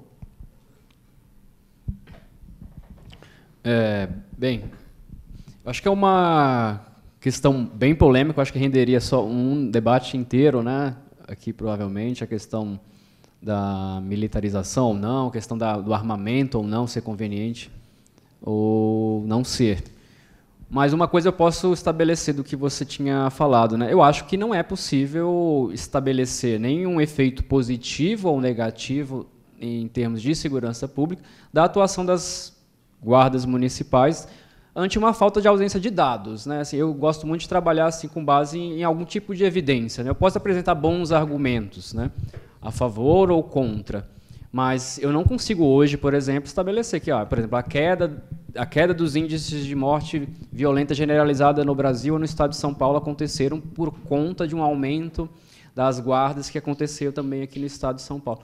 Ante uma ausência de evidência, eu não consigo concluir, eu não posso imputar a uma atuação, às prisões, a queda da criminalidade ou da violência. Eu não consigo chegar a essa conclusão, né? Mas, a respeito da outra colocação que você fez, de uma atuação de cunho mais social, de uma intervenção voltada para políticas públicas, se isso seria talvez o melhor caminho, foi isso que você pontuou, né? Eu entendo que não são caminhos opostos, eu acho que são atribuições, são duas atribuições do Estado e que ele tem que desempenhar bem, né? Assim como ele deve e tem essa obrigação de desenhar boas políticas públicas de assistência social, de redução de desigualdade e eliminação de pobreza, ele também tem que garantir aquilo que você falou, seja qual conceito você irá adotar de segurança pública, seja uma sensação, uma percepção subjetiva, seja a garantia, né, da fruição de todos os direitos, é uma obrigação dele fazer isso. E não são objetivos antagônicos, né? Eles até, provavelmente, em algum momento, eles são colidentes, né? Eles visam a mesma coisa. Mas, e aí eu vou fazer aqui uma frase, vou falar aqui uma frase talvez que soe pouco polêmica, mas a gente tem que lembrar que eu gosto sempre de fazer esse exercício de regressão um pouco histórica, assim, né? Nós criamos o Estado e no momento que nós criamos, o que nós fizemos? Nós abdicamos de exercer a justiça privada e a violência e falamos, olha, o poder de exercer a punição, né, exercer legitimamente a violência é sua, Estado, né? Foi esse o pacto que nós fizemos para deixar de exercer nós mesmos essa violência, essa repressão e prevenção da ocorrência dos crimes. Assim como foi pontuado aqui, não existe uma solução simples para um problema complexo.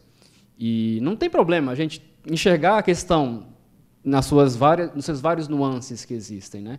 E talvez um desses nuances que às vezes é esquecido é exatamente isso. Em algum momento, em alguns contextos, alguém tem que exercer legitimamente algum tipo de força para garantir a prevenção e a repressão. Quem é o órgão ou a instituição mais adequada e qual a forma de exercer é o que nós podemos debater. Mas ela, infelizmente, enquanto nós formos humanos e tivermos essa natureza imperfeita, né, dúbia e com lados sombrios, né, nós vamos precisar exercer. Né, seja com um órgão a mais ou a menos, mas a questão que tem que ser discutida é como fazer. E eu não vejo que sejam objetivos antagônicos, não. São dois objetivos legítimos e constitucionalmente atribuídos ao Estado para exercer. Muito boa. Só fazer uma observação. A indagação do Bruno, ela está conexa com a do Sebastião, pelo menos do meu ponto de vista, né? E o Leonardo Boff, logo na introdução do livro dele, A Águia e a Galinha, ele fala que todo ponto de vista é visto de um ponto. Então, eu quero frisar mais uma vez que eu procuro ver a partir da Constituição. É o seguinte, eu estava aqui comentando com o professor Nuno o seguinte, eu vou fazer uma explanação sobre a sua inquietação. Até pouco tempo atrás, em alguns anos, havia uma efervescência no debate na doutrina e também na política sobre uma possível unificação das polícias. E eu me recordo que eu fui verificar uma das teses, né, e uma delas dizia o seguinte, que não seria possível a unificação porque o artigo 144 seria a cláusula pétrea. Isso me incomodava muito, porque eu falei assim, pô, cláusula pétrea? Que negócio é esse? Aí você pega lá no artigo 60 da Constituição, no parágrafo 4, você vai ver que não será objeto de emenda projetos que tendem a abolir direitos e garantias fundamentais. E aqui, Bruno, entra a sua inquietação.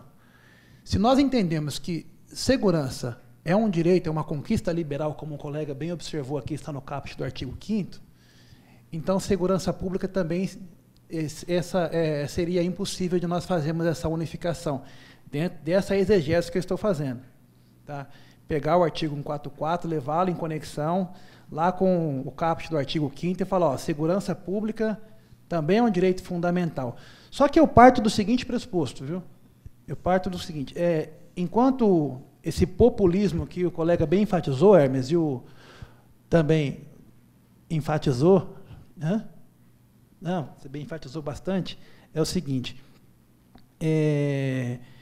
enquanto esse populismo prega mais segurança, ou melhor, mais vigilância sobre os nossos corpos, porque segurança de fato nós não temos, eu diria o seguinte, eu não estou preocupado com política de segurança pública, eu estou preocupado com uma política de segurança dos direitos. Segurança dos direitos que já estão na Constituição. E quem é que vai cumprir isso para nós? Tá? Eu me recordo que o Leonel Brizola, ele tinha um projeto para combater isso no Rio de Janeiro, que era a escola integral. Só que o Brizola saiu no meio do mandato e foi disputar a presidência da República. E aí nós sabemos muito bem, até na sala de aula nós já comentamos, que o Brizola, para mim, a opinião minha, foi o primeiro golpeado pela Constituição, porque era para ele ser o presidente da República, já que o outro estava acamado e não tomou posse. Ele não tomou posse, como é que ele seria presidente? Como é que você vai empossar o Sarney? Empossamos o Sarney sem o Tancredo tomar posse? Eu não entendi nada disso. Foi um agembramento político que aconteceu ali. Mas é a minha opinião, o ato político ali não é tão somente simbólico. Não é só simbólico, o sujeito vai lá, ele toma posse, a partir dali ele exerce o mandato. Tancredo Neves não tomou posse, estava no hospital, fazer o quê? Infelizmente, era a circunstância. E aí havia aquele temor de que se houvesse novas eleições, o Brizola ganharia. Né? E o projeto do Brizola era justamente tentar combater essa insegurança permanente que já estava em crescente nos morros do Rio de Janeiro. Tem mais alguma pergunta, pessoal? Não, então, vou passar para o professor Nuno, ele vai fazer as considerações finais, o encerramento, e desde já agradeço a participação de todos. Quero agradecer muito pelas palestras aqui proferidas, pela coordenação do Lucas, pelas intervenções e pela atenção de vocês. Acho que nós começamos muito bem os nossos seminários técnicos em Direito Municipal e Gestão Pública. Vamos aprimorar o nosso modelo, vamos trazer temas interessantes. Temos já um próximo sobre o município e a saúde. É claro que sobre saúde nós deveremos fazer mais de um, não é? Vamos começar por fazer um primeiro sobre saúde para compreender o sistema, não é? e o tamanho do problema, né? Esse será o objetivo do primeiro que nós dedicaremos à saúde, né? Depois falaremos sobre o município e o trânsito e o transporte, o município e o acesso à justiça, o município e a defesa do patrimônio histórico, artístico e cultural, o município e o meio ambiente e outros temas, o município e a infância e a adolescência e outros temas que nós combinaremos juntos, não é? Em cada um deles nós teremos uma mediação de um dos alunos da especialização e uma palestra de um dos alunos da especialização. Vejam que vocês têm que manter o nível, não é? Com o que os colegas de vocês inauguraram hoje, não é?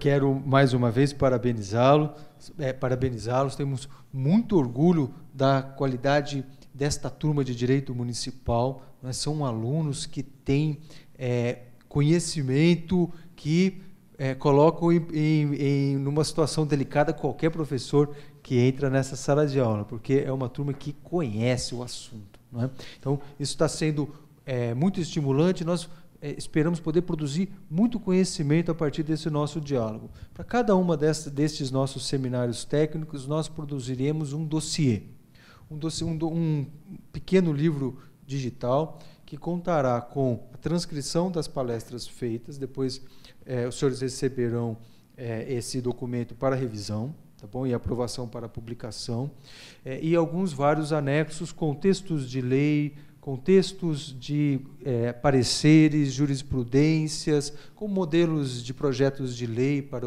implantação nos municípios, com modelos e minutas de convênios, de contratos, né, e outros documentos que possam ser úteis para quem não está aqui conosco, né, possa também beneficiar-se dos resultados da nossa pesquisa. Então, encerro assim, agradecendo a presença de todos e de todas, convidando-os para os nossos próximos encontros. Muito obrigado.